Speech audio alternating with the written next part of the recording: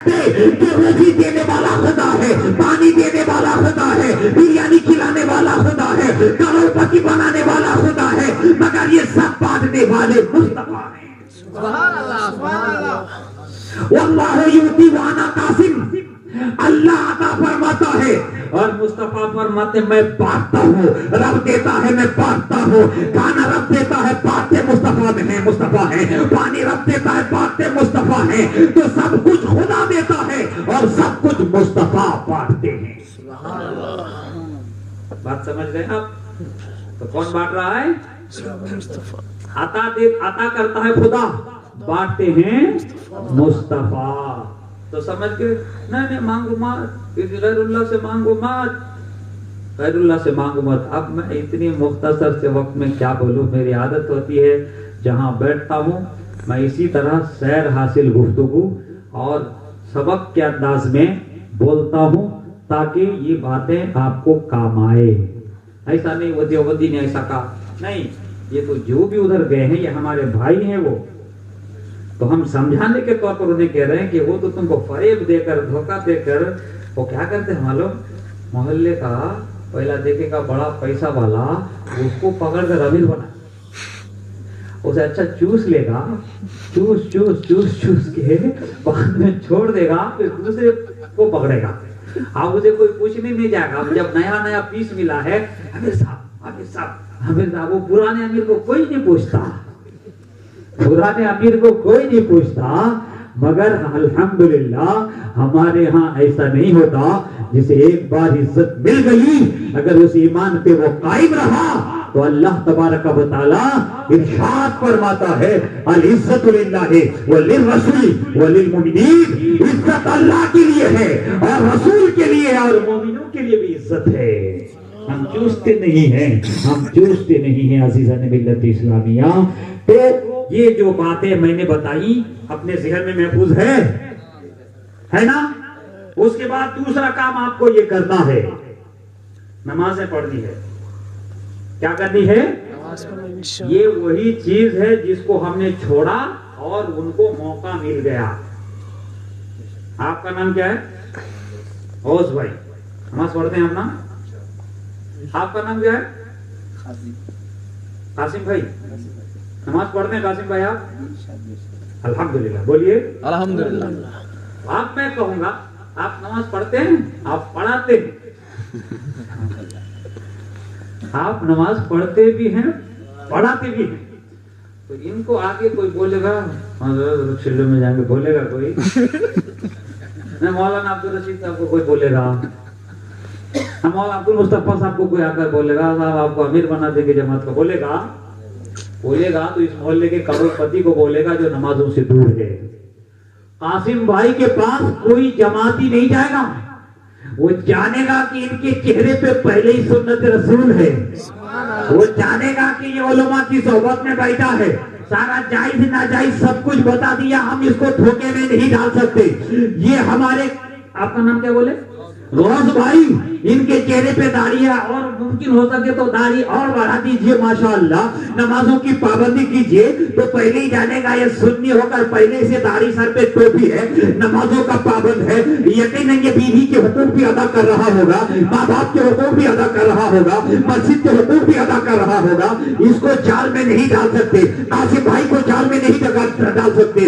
یہ مبلغ صاحب ہے ہمارے، پہلے ہی سے چہرے میں سر پہ امامہ سجا ہے، چہرے پہ داڑھی ہے، ان کو جال میں نہیں ڈال سکتے، بلکہ جال میں کسے ڈالے گا؟ یہ بازو میں گھر ہے، ایک بازو میں گھر ہے، صبح میں دکان جاتا ہے، شام کو واپس آتا ہے، جمعے میں ایک بار، وہ بھی جمعے میں کب جاتا جب دیکھا کہ امام صاحب خطبے میں ہے، نہ انہیں تقریر سننے کی نوبت آئی، سال میں ایک بار 11ویں میں اچھا دیکھ کر لیا، رشتہ داروں کو کھلا دیا، ان کو صرف یہی معلوم کہ 11ویں کا کھانا کھا لو پلا دو، اب وہ نمازوں کی پابندی نہیں کرتا، وہ نمازوں کی پابندی نہیں کرتا، تو یہ بیچارہ دیکھ لیا ہے، اس کو اپنے جال میں پھانس سکتے ہیں، اس کو اپنے جال میں پھانس سکتے ہیں، یہ بے نمازی ہے، اسے نماز کا جھانسا دینا ہوگا، تو اسی بے نمازی سنی کے پاس سلام علیکم کہہ کر اس کے پاس گیا، اگر غریب ہے تو دولت کا لالچ دکھایا، ملا جلانے والے کو بائک دکھایا، ملا جلانے والے کو بائک دکھایا، غریب بے روزگار ہے تو روزگار کا راستہ ادھر سے لگایا، اور لگانے کے بعد اسے پہلے 3 دن کے لیے گیا اور 3 دن کے لیے لے جانے کے بعد کہا کہ میں ایک نیا پیس پکڑ کے لایا ہوں. السلام علیکم السلام علیکم السلام علیکم. وہ کہے گا میں میلاد النبی کے جلسے میں گیا, کسی نے مجھے سلام نہیں کیا. اب ادھر مجھے سارے لوگ سلام کر رہے ہیں, سارے لوگ سلام کر رہے ہیں. تو آپ جانتے ہیں ادھر سے کنیکشن لگا ہوا ہے. ایک نیا پیس چہرے مہرے سے معلوم ہو جائے گا یہ 11ویں 12ویں کرنے والا ہے. شیطان پیچھے لگا ہوا ہے. ارے 11ویں کے جلسے میں گیا, تجھے اپنا مولا علی نے سلام کیا, نہ قاسم بھائی نے سلام کیا, نہ کسی نے سلام کیا. یہاں تجھے سب سلام کر رہے ہیں. ایسا سلام کر کے ان کو بڑا اچھا لگ رہا ہے, ان کو بڑا اچھا لگ رہا ہے. عزیزان ملت اسلامیہ, اسی طرح اگر نمازوں کی پابندی ہوتی رہے گی, نمازوں کی پابندی ہوتی رہے گی, نبی کی سنتوں سے دور رہیں گے, تو اسی طرح کبھی بھی تمہارے ایمان کا سودا ہو سکتا ہے. اور ایسے ہی لوگوں کے ایمان کا سودا ہوتا ہے. ان عالموں کی صحبت میں رہو, ان کے پاس اٹھو بیٹھو, یہ جائز و ناجائز و حرام و حلال تمہیں بتاتے رہیں گے, نماز سکھاتے رہیں گے, اور تم نمازوں کی پابندی کرتے رہو گے. کوئی بدعقید آ کر گمراہ نہیں کر سکتا, کوئی خارجی آ کر گمراہ نہیں کر سکتا, کوئی نائک آ کر گمراہ نہیں کر سکتا, کسی نائک کی تقریر سے گمراہ نہیں ہو سکتے. ارے رفیق عالم کی تقریر سننے کے بعد اب بھی اگر میلاد النبی کا جذبہ دل میں نہیں آیا ہے تو سمجھ لو اس کے سینے سے ایمان نکل گیا ہے. عزیزان ملت اسلامیہ, تو میں اپنی اپنے قوم کے تمام نوجوانوں سے بالخصوص گزارش کروں گا, نمازوں کی پابندی اور علماء کی صحبت اختیار کرو گے تو دین و ایمان کی حفاظت ہو جائے گی. کریں گے نمازوں کی پابندی کریں گے, کل صبح اٹھ کر نماز پڑھیں گے. کن کن کی بیوی زندہ ہے ہاتھ اٹھائیے, جن جن کی بیوی ہو اور زندہ ہو ہاتھ اٹھائیے, ہاتھ اٹھائیے جی. اور جس کو بیوی نہیں ہے, شادی نہیں ہوئی, ماں اگر زندہ ہے تو وہ ہاتھ اٹھائے. اللہ ہم سبوں کی ماں کو سلامت رکھے, درازی عمر بالخیر عطا فرمائے. آپ کے گھر میں اور ہماری اسلامی بہنیں بھی اگر پیچھے سن رہی, تو آپ کا شوہر اگر زندہ ہے, اگر نہیں ہے تو جوان بیٹا ہے, بیٹی ہے, جو بھی ہے آپ کے محرمات میں, آپ کی بیوی گھر میں مسجد کے مینارے سے اذان کی. اور آج تو یہ موبائل, یہ بہت اچھا بھی ہے بہت خراب بھی. اس سے اچھا آج دونوں پاؤں کاٹ دیا جائے اس زمانے میں تو آدمی پوری دنیا گھومے گا, بغیر اس کے مچھلی پٹنم سے یہاں نہیں آ سکتے. یہ ہمارے شفیع بھائی کو پوچھو, وہ مجھے لینے گئے تھے, شفیع بھائی ان سے پوچھو اگر یہ نہیں ہوتا تو میں ان کو ملتا. میں کھو گیا تھا, بولے حضرت میں تو ٹینشن میں تھا, مجھے کہاں ملیں گے آپ. وہاں کیا بنجی سرکل کے پاس بس ٹھیک آئیے, وہاں آنے کے بعد صاحب اتنا ٹریفک جام ہے, 45-50 منٹ وہیں رک گئی وہ بائی پاس میں. اب وہ وہاں پریشان, میں بس میں پریشان, اور آخر میں بس سے اتر کے ان کو فون کر رہا ہوں, تم ایسا ہی آ جاؤ, میں رانگ روٹ سے آ رہا ہوں, تم ایسا ہی آ جاؤ. بولے حضرت کہاں ہے؟ میں نے کہا تم پہلے وہ محمدیہ مسجد کے پاس آؤ, میں ابھی اس سے تھوڑا سا اور ادھر ہوں, سائڈ میں ہوں. تو کہا کہ صاحب میں یہاں آ گیا, آپ کہاں ہیں؟ اور آگے آؤ, اور آگے آؤ, میں یہ رانگ روڈ سے آ رہا ہوں, تم آ جاؤ, میں ایسا ایسا ہوں, تم آ جاؤ. تو صاحب پھر ادھر سے جو راستہ گیا تھا وہ نالے کے اوپر سے, وہیں سے ان کے بائک ادھر مڑی, تو میں سمجھ گیا. میرے انداز کو دیکھ کر انہوں نے پہچانا, ان کے انداز کو دیکھ کر میں نے پہچانا, چہرے سے عشق رسول کی جھلکیاں آ رہی ہیں. پھر انہوں نے کہا حضرت میں تو ٹینشن میں تھا, آپ مجھے کیسا ملیں گے؟ یہ موبائل کا کمال ہے. کس کا کمال ہے؟ موبائل کا. تو اس موبائل کا مس یوز نہ کریں, اس موبائل کا صحیح استعمال کریں.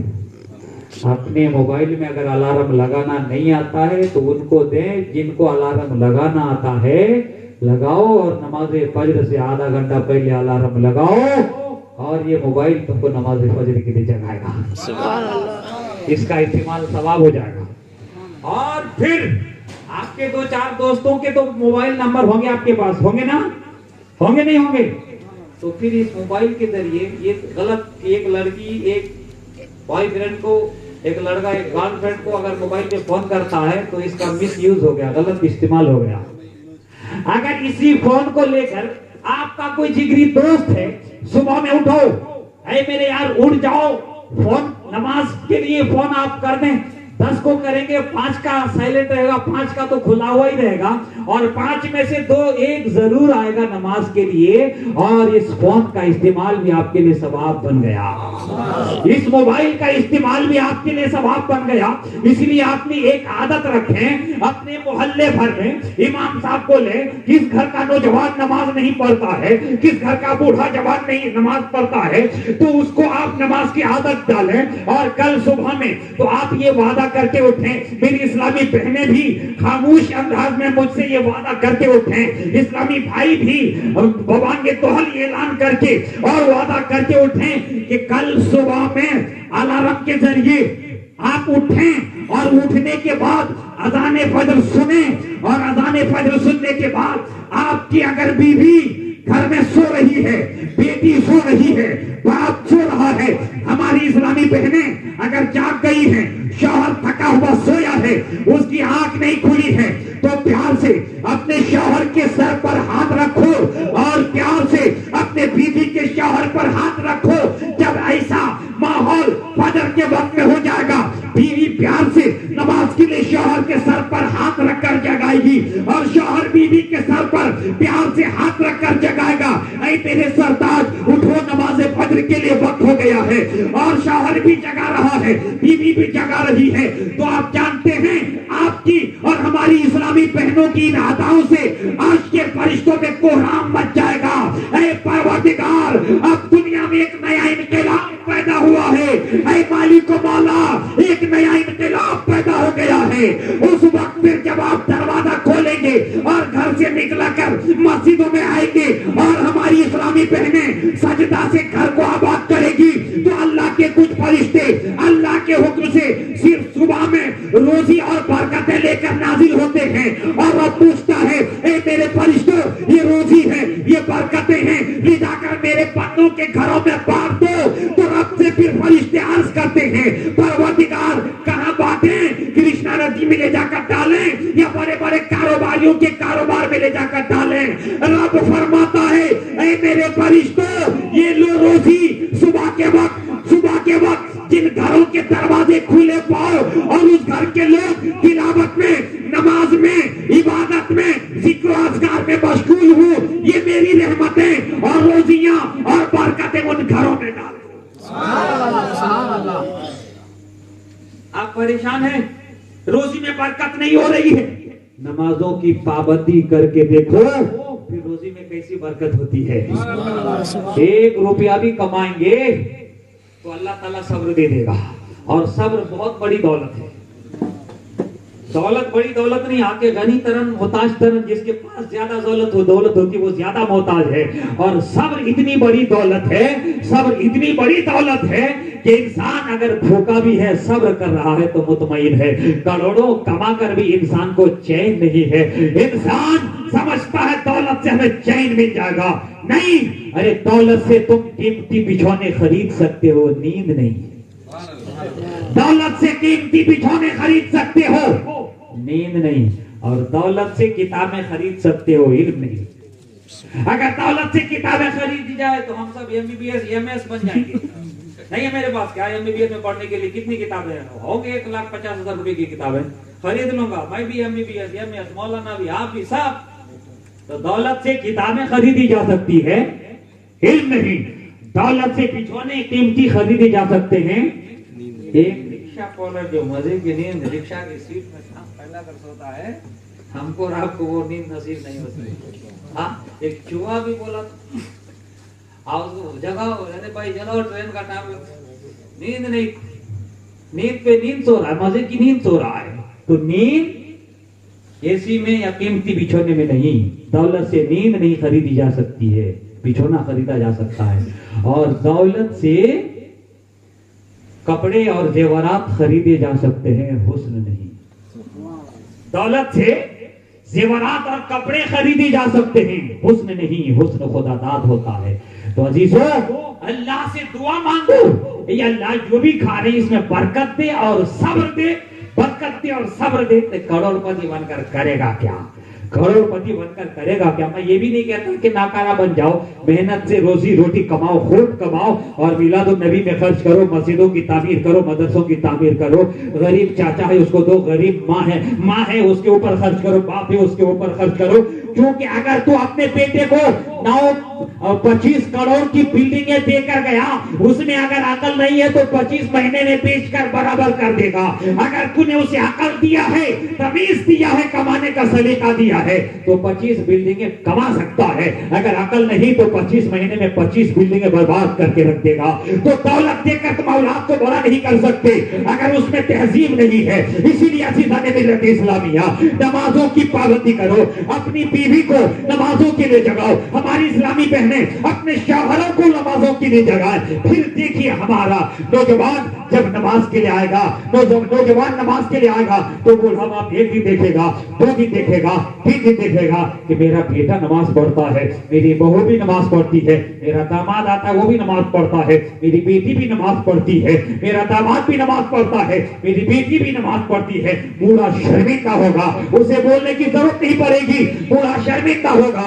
जवान बेटा अगर चेहरे पे दाढ़ी रख दिया तो बूढ़े बाप को शर्म आ जाएगी कि मैंने अभी तक चेहरे को दाढ़ी से सजाया नहीं है। दामाद भी दाढ़ी रखा है, बेटा भी दाढ़ी रखा है, पोता भी दाढ़ी रखा है, उस बूढ़े को आप कहने की जरूरत नहीं है। वो खुद बेटे को देखकर, दामाद को देखकर, पोते को देखकर अपनी दाढ़ियों को छोड़ देगा और उनको नमाज पढ़ता हुआ देखकर ये भी नमाज पढ़ेगा। आप बूढ़ा लकड़ी लेकर मस्जिद की तरफ जाएगा, बूढ़ी भी नमाज पढ़ेगी। जवान तो पहले ही से पढ़ता है, जब दादा को नमाज पढ़ता हुआ देखेगा, दादी को नमाज पढ़ता हुआ देखेगा, बाप को नमाज पढ़ता हुआ देखेगा तो छोटे छोटे बच्चे तमन्ना करेंगे हमको भी टोपी दे दो। तुम टोपी पहनकर कहाँ जाते हो? उन बच्चों के दिलों में भी मस्जिद में आने का जज्बा और शौक नौजवानों अपने दिलों में एक इम्तिलाफ पैदा करो। इन उलमा को परेशान कर दो कि फजर के बाद हमको पढ़ाना है। अगर ना पढ़ाएं तो मुझे फिर फोन में राब्ता करो, मुझे कैसे नहीं पढ़ाते हैं और जरूर पढ़ाएंगे।